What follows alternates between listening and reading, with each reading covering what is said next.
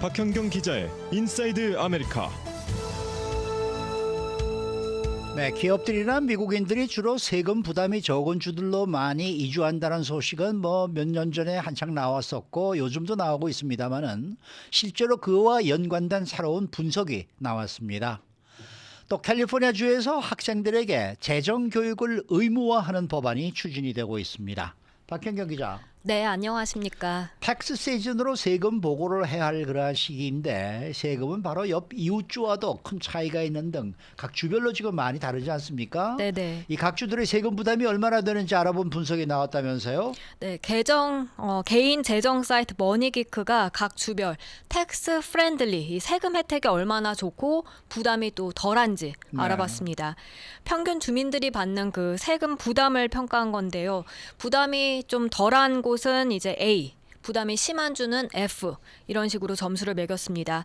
다음 머니기크는 여기서 기준을 세웠습니다. 네. 결혼한 부부로 부양 가족이 한 명 있고 총 소득이 87,432달러, 또 그들이 소유한 주택 가치는 37만 5천 달러입니다. 이렇게 가정한 것은 이제 87,043달러가 전국 중간 소득이고요. 37만 5천 달러가 미 신규 주택 중간 가격이기 때문입니다. 이런 기준의 가정들이 세금을 덜 내도 되면 좋은 점수를 받는 시기였습니다. 그러면 어느 주들이 좋은 점수 받았습니까? 전국에서 가장 세금 부담이 적은 주가 와이오밍이었습니다. 네. 전체 소득의 3.9% 정도 세금을 내는 셈으로 부담이 가장 적었습니다. 이어서 네바다 4.6%, 테네시와 알래스카 각각 5.5%, 또 플로리다 5.6% 순이었는데요. 이렇게 5개 주가 A라는 성적표를 받아들었습니다. 이렇게 A 받은 5개 주에 공통점이 있습니다. 눈치채신 분들도 계시겠지만 모두 다 소득세가 없는 주들입니다. 주소득세가 없는 거죠. 네, 주소득세가 없습니다. 근데 전국에서 주소득세를 내지 않는 주들은 또 더 있잖아요. 네, 사우스다코타, 텍사스, 그리고 워싱턴주도 주소득세가 없죠. 네. 이들 가운데 워싱턴과 사우스다코타도 A는 아니었습니다만 좋은 평가를 받았습니다. B를 받아서 전국에서 세금 부담이 가장 적은 곳으로 꼽혔습니다. 워싱턴은 6.5%로 세금 부담이 가장 적은 주, 전국 6위였고 사우스다코타 7.2%로 9위, 탑10 안에 들어갔습니다. 물론 소득세를 안 낸다고 해도 다른 세금 부담이 커지기도 합니다. 판매세가 높은 주들 가운데 테네시, 루이지애나, 알칸사, 워싱턴, 알라바마 다 9%대로 테네시와 워싱턴은 소득세가 없지만 이제 판매세가 전국에서 높은 편에 속합니다. 그리고 보통 텍스 프렌들리 탑10 주들에는 가구 소득의 약 6% 정도를 평균적으로 이제 세금으로 부담하는 것으로 이번에 조사됐습니다. 네. 그러면 세금 부담이 가장 심한 주들은 어느 정도로 세금을 내게 되는 거예요? 전국에서 가장 세금 부담이 심한 주 10개 주 가운데는 가구 소득의 약 14% 정도를 세금으로 냅니다. 네. 가장 부담이 심한 F를 받은 주가 모두 4곳이 있었는데요. 그중 최악이 일리노이주였습니다. 캘리포니아가 아니네요. 네, 일리노이주에서 전체 가구 소득의 예. 16.9%, 거의 17% 가까이 세금으로 부담합니다. 이어서 커네티컷 15.3%, 뉴저지 14.8%, 뉴햄프셔 14.3%로 세금 부담이 가장 심한 F를 받았습니다. 캘리포니아가 어떻게 포함이 안 돼 있습니까? 전국에서 세금 부담이 어느 정도나 되는 거예요? 캘리포니아주는? 캘리포니아주는 사실 주 소득세가 가장 높은 곳 중에 하나인데요. 네. 네. 캘리포니아주와 하와이, 뉴저지, 오레건, 미네소타 이렇게 전국에서 개인 소득세가 높은 주들로 꼽힙니다. 그렇지만 이들 주가 모두 세금 부담이 가장 심한 주로 이번 조사에서 나온 건 아닙니다. 그래요. 네, 왜냐하면 이제 텍스 크레딧, 디덕션, 세금 지불하는 소득 하한선 이런 여러 가지 복잡한 요소들이 각 주마다 다르기 때문인데요. 캘리포니아주는 앞서 말씀드린 머니기크가 가정한 그 기준 5천 기준에서 5,706달러에서 7,973달러, 그러니까 5,700달러에서 한 8,000달러 사이 정도를 세금을 내게 돼서 B를 받았습니다. 네. 그러니까 나쁘지 않은 점수를 받은 겁니다. 그런데 이게 37만 5천 달러 가치 주택을 소유하는 것이고 1년에 8만 7천 달러 버는 그 가정이니까요. 예. 이에 해당한다고 할 때 이 점수가 맞게 되는 것이고요. 만약에 뭐 여기서 100만 달러 주택 구입했다 하면 당연히 훨씬 더 세금 부담이 늘어날 수밖에 없고 이번에 텍사스주 같은 경우는 C등급을 받았는데 네. 여기서 혼자 연소득 4만 달러라고 하면 이보다 세금을 덜 내는 등 이제 달라지게 됩니다. 이번 조사에서 미국인들이 세금 부담이 적은 주로 이주한다는 내용을 엿볼 수가 있겠네요.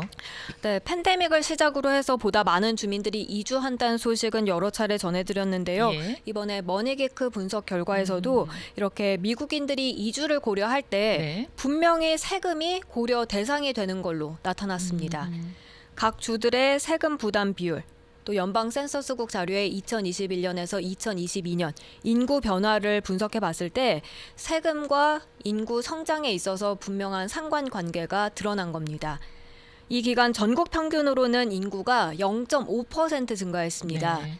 그런데 A를 받은 텍스 프렌들리 주들에선 이 평균의 2배에 달하는 1% 인구가 늘어났습니다. 또 전국에서 세금 부담이 가장 적은 5위에 자리한 플로리다주 같은 경우 무려 2.1%. 전국에서 인구가 가장 많이 늘어났고요. 뭐 2위 네바다 또 3위 테네시주도 각각 1.1%씩 인구가 많이 증가했습니다. 반대로 F를 받은 주들에서도 인구가 감소했을까요? 네, 아까 F 받은 주가 모두 4개라고 전해드렸는데요.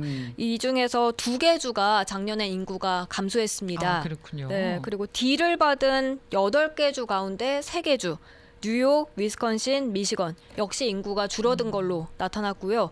D 점수의 다른 3개 주인 네브래스카, 아이오와, 벌몬 여기는 인구 변화가 없거나 인구가 증가했더라도 평균보다는 적은 폭으로 증가하는 데 그쳤습니다.